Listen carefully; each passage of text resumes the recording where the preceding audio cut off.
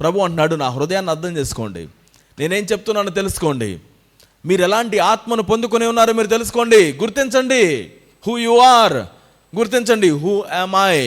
ఆయన వెంబడిస్తున్నంత మాత్రాన, గొప్పగా పాటలు పాడుతున్నంత మాత్రాన, కేకలు వేస్తున్నంత మాత్రాన వీరేదో ఈ క్రీస్తును చక్కగా అర్థం చేసుకున్నటువంటి గొప్పవారిగా మనం అనుకోవడానికి వీల్లేదు.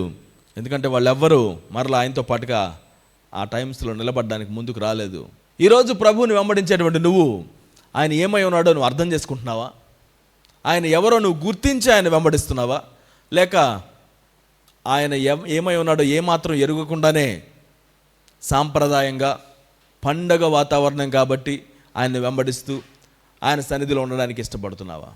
ఆయన ఏమై ఉన్నాడు, నీ నుంచి ఏం కోరుకుంటున్నాడు అనేది నువ్వు అర్థం చేసుకో.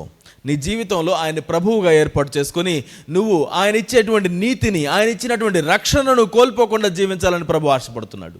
Have you received it?